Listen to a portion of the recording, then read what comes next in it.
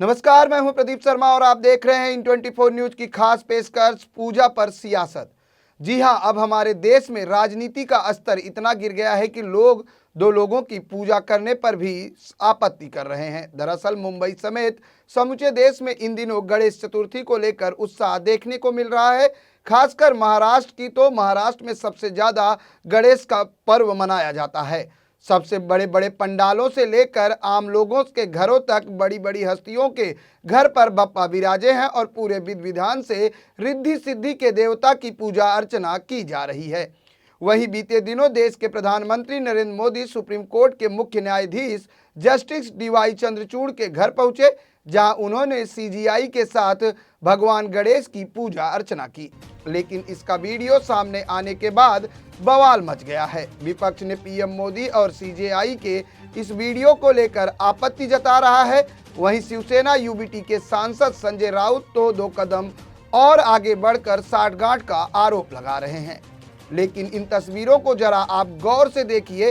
क्या आपको इन तस्वीरों में कोई साठगांठ नजर आ रही है? क्या आपको इन तस्वीरों में कुछ भी ऐसा दिखाई दे रहा है जो आपत्तिजनक हो, असंवैधानिक हो या फिर कोई डील हो रही है? पता नहीं संजय राउत को इस वीडियो में कहां से सेटिंग होती दिख रही है, लेकिन ये आप खुद तय करें कि दो गणपति भक्त पूजा करते नजर आ रहे हैं या फिर कोई सेटिंग करते हैं। आपत्ति जताने वाले कह रहे हैं कि भारत के चीफ जस्टिस का पीएम मोदी के साथ गणपति पूजा में भाग लेना धर्मनिरपेक्षता और न्यायिक निष्पक्षता पर गंभीर सवाल उठाता है। सत्ताधारी प्रमुख राजनीतिक व्यक्तियों के साथ धार्मिक आयोजनों में शामिल होना न्यायपालिका की स्वतंत्रता और विश्वसनीयता को कमजोर करता है।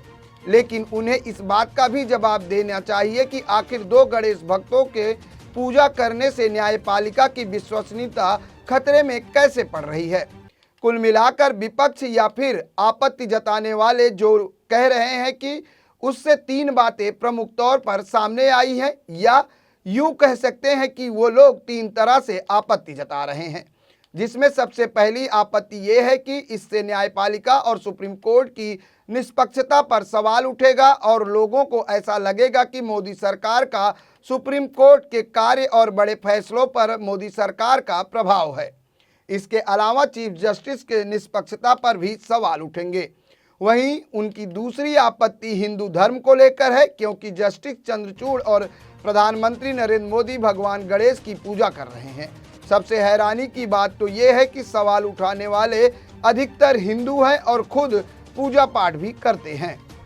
दरअसल उनका कहना है कि भारत के मुख्य न्यायाधीश को सार्वजनिक रूप से अपने धर्म का प्रदर्शन नहीं करना चाहिए। वहीं तीसरी आपत्ति प्रधानमंत्री नरेंद्र मोदी के वेशभूषा को लेकर है। दरअसल पीएम मोदी ने ठीक वैसा ही पोशाक पहना था जैसा कि मराठी समुदाय पहनता है। आपको बता दें कि महाराष्ट्र में चुनाव है और भारत के चीफ जस्टिस भी महाराष्ट्र से आते हैं, इसलिए सवाल उठाने वाले लोग इस तस्वीर को चुनाव से भी जोड़ रहे हैं। उनका कहना है कि यदि महाराष्ट्र में चुनाव न होता तो पीएम मोदी कभी भी चीफ जस्टिस के घर नहीं जाते। उनका आरोप है कि चुनाव से में फायदा लेने के लिए पीएम मोदी इस तरह के वीडियो रिलीज करवा रहे हैं। वैसे आपको बता दें कि जब राम मंदिर का निर्माण हुआ था तो उसकी भव्य तस्वीर देखने के बावजूद भी लोकसभा चुनाव में बीजेपी को 240 सीटें ही मिली थी। ऐसे में ये कैसे मान लिया जाए कि पीएम मोदी की इन तस्वीरों को देखकर महाराष्ट्र का वोटर बीजेपी को वोट देगा। पीएम मोदी पर सवाल उठाने वाले लोग महाराष्ट्र की जनता की समझ पर भी सवाल उठा रहे हैं। पूजा पाठ को लेकर चीफ जस्टिस ऑफ इंडिया की स्वच्छता पर सवाल उठाने वालों को महाराष्ट्र के डिप्टी सीएम देवेंद्र फडणवीस ने करारा जवाब दिया है। महाराष्ट्र के डिप्टी सीएम ने अपने एक्स अकाउंट पर कुछ तस्वीरें पोस्ट की है जो साल 2009 की है। आपको बता दें कि साल 2009 में पूर्व प्रधानमंत्री मनमोहन सिंह ने ईद के मौके पर इफ्तार पार्टी का आयोजन किया था, जिसमें तब के chief justice of India KG.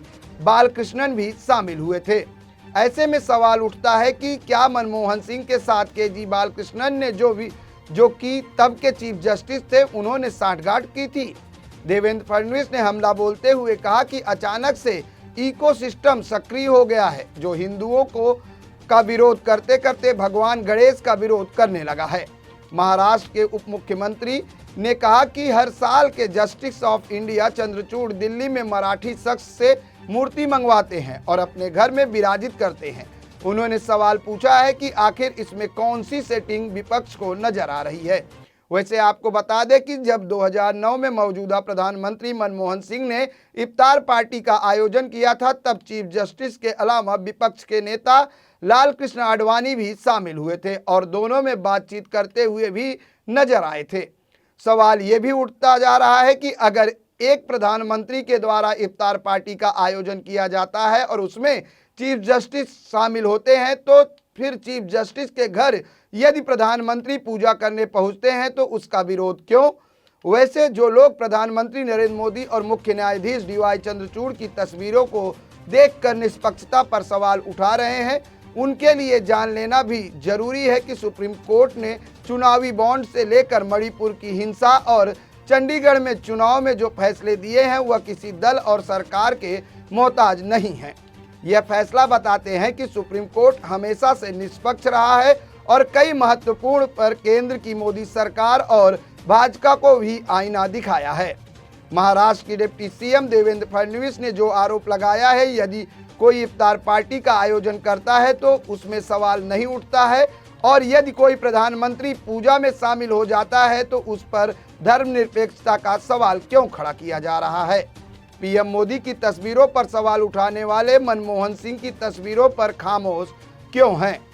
उन्हें जवाब देना चाहिए कि क्या साल 2009 में मौजूदा प्रधानमंत्री मनमोहन सिंह ने जो इफ्तार पार्टी का आयोजन किया था वह गलत था और उसमें चीफ जस्टिस का शामिल होना कितना सही और कितना गलत था।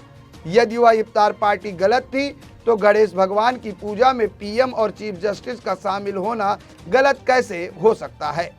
हमारे देश में धर्मनिरपेक्ष है, लेकिन सभी को पूजा पाठ करने और अपने अपने धर्म अनुसार कार्य करने की स्वतंत्रता है। किसी प्रधानमंत्री और चीफ जस्टिस के पूजा पाठ करने से निष्पक्षता पर सवाल उठाना कतई जायज नहीं हो सकता और जो लोग पूजा के नाम पर सियासत कर रहे हैं उनके लिए संदेश है कि इस तरह के बेतुकी की बातों से जनता को भ्रमित करना ठीक नहीं है।